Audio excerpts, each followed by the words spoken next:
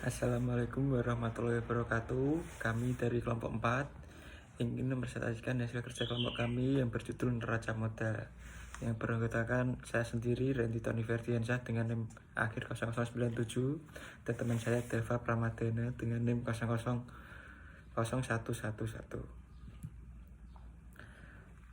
Pokok pembahasan: 1. Pengertian neraca modal. Yang kedua, transaksi neraca modal. Yang ketiga, transaksi finansial investasi langsung. 4. Transaksi finansial investasi portofolio. 5. Transaksi finansial investasi lainnya. 6. Perkembangan neraca modal di Indonesia dalam 10 tahun terakhir. Latar belakang: dalam sistem kurs mengambang, penerimaan modal bersih ini akan mengakibatkan apresiasi mata uang domestik.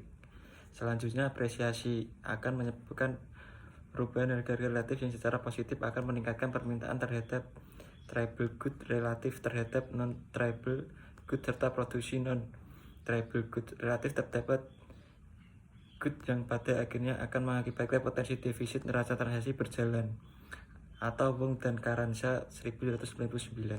Sedangkan dalam rezim sistem kurs tetap fixed exchange rate, masuknya modal internasional ini akan menaikkan tingkat suku bunga domestik. Pada gilirannya akan semakin meningkat pergerakan modal masuk atau capital inflow. Dengan argumentasi ini, konsekuensinya adalah kebijakan-kebijakan yang diupayakan dalam rangka stabilitas neraca transaksi berjalan seharusnya juga diikuti dengan kebijakan stabilitas pada neraca modal. Realitasnya, pergerakan modal telah menjadi salah satu pemicu instabilitas neraca transaksi berjalan itu sendiri. Instabilitas internal ini secara nyata tercermin pada fluktuasi nilai tukar real mata uang domestik atau kurs dalam rezim sistem kurs yang mengambang penuh yang mulai berlaku sejak pertengahan 1997. Rumusan masalah: 1. Apa yang dimaksud dengan neraca modal? Yang kedua, apa saja transaksi dalam neraca modal? Yang ketiga, apa yang dimaksud dengan transaksi finansial atau investasi langsung? 4. Apa yang dimaksud dengan transaksi finansial atau investasi portofolio? Yang kelima, apa yang dimaksud dengan transaksi finansial atau investasi lainnya? Yang keenam, bagaimana perkembangan neraca modal di Indonesia 10 tahun terakhir?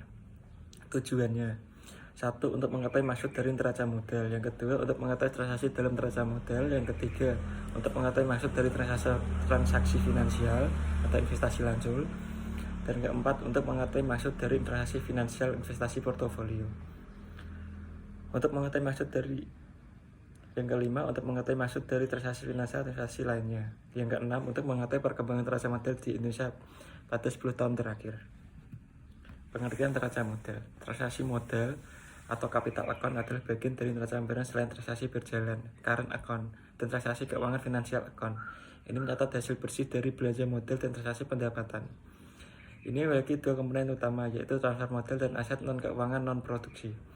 Neraca modal merupakan bagian yang kurang penting dari neraca pembayaran karena kontribusinya kurang signifikan dibandingkan dengan dua bagian lainnya. Sementara itu, transaksi modal mencakup transaksi yang terkait dengan pengeluaran modal dan pendapatan antara suatu negara dengan negara lain di dunia. Dua komponen utama tersebut adalah transaksi modal. Yang kedua, aset non-keuangan yang tidak diproduksi. Transaksi dalam neraca modal: transaksi finansial atau investasi langsung, transaksi finansial dan investasi portofolio. Yang ketiga, transaksi finansial atau investasi lainnya. Transaksi finansial atau investasi langsung. Bentuk transaksi finansial masuk yang dianggap ideal dan relatif stabil dan tidak membebani adalah FDI.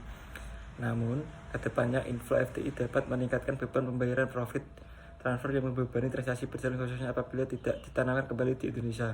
Secara total, net transaksi pendapatan income transfer investasi di Indonesia mengalami defisit yang semakin membesar setiap tahunnya. Makin besarnya aliran investasi asing yang masuknya menyebabkan pula semakin besarnya pembayaran keluar pengembalian investasi yang tercermin pada transaksi berjalan.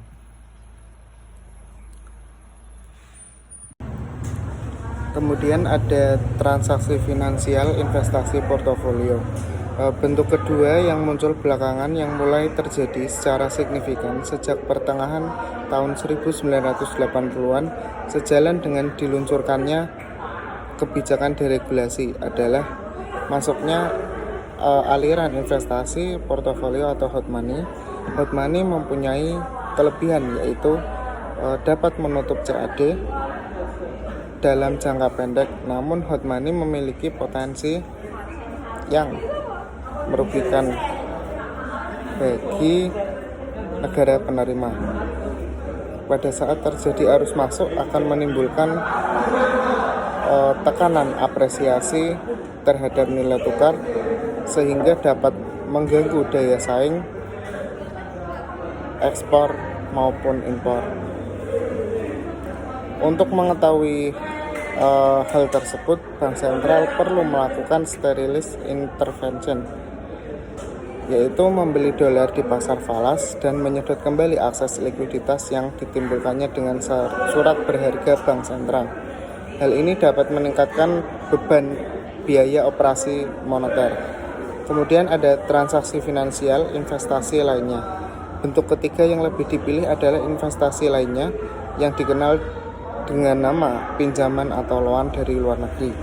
Pembiayaan jenis ini mempunyai kelebihan yaitu telah direncanakan dengan baik dan mempunyai schedule pembayaran kembali. Namun di sisi lain yang perlu diwaspadai adalah pada saat jatuh tempo akan diperlukan pembayaran pokok beserta bunganya atau debt service. Semakin besarnya penarikan pinjaman yang dilakukan membawa implikasi semakin besarnya pembayaran pokok dan bunga di tahun yang akan datang. Kemudian ada data perkembangan neraca modal di Indonesia dalam 10 tahun terakhir. Untuk investasi langsung pada tahun 2013 sampai dengan 2022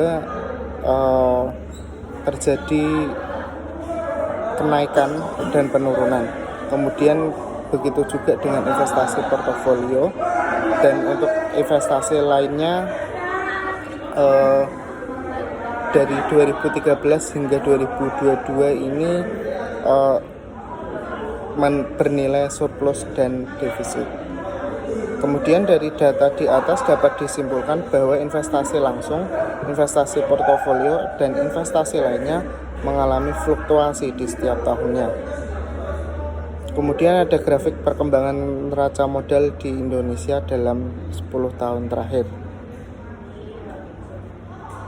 Berikutnya penjelasan grafik. Perkembangan neraca transaksi modal Indonesia mengalami fluktuasi. Perkembangannya tertinggi terjadi pada tahun 2014 di mana peningkatan disebabkan oleh membaiknya lalu lintas penanaman modal langsung sejalan dengan tingginya persetujuan penanaman modal asing atau PMA. Perkembangan terendah terjadi pada tahun 2018 di mana penurunan ini disebabkan oleh memburuknya pasar finansial global, melambatnya pertumbuhan ekonomi dunia, dan turunnya harga komoditas global. Kemudian ada kesimpulan yang terakhir, neraca modal mencatat transaksi penerimaan atau pembayaran yang berhubungan dengan peminjaman dan penanaman modal atau ekspor dan impor modal yang terjadi di antara dua negara atau lebih baik untuk investasi jangka panjang atau jangka pendek. Kemudian investasi jangka pendek sendiri misalnya seperti membeli obligasi untuk memperoleh keuntungan. Sedangkan yang termasuk investasi jangka panjang adalah dengan membeli saham. Selain itu, dalam jenis neraca ini juga dicatat jual beli, efek penanaman modal asing, bantuan luar negeri, dan pembayaran utang luar negeri. Sekian dan terima kasih presentasi dari kelompok kami. Kurang lebihnya mohon maaf. Billahi taufiq wal hidayah. Wassalamualaikum warahmatullahi wabarakatuh.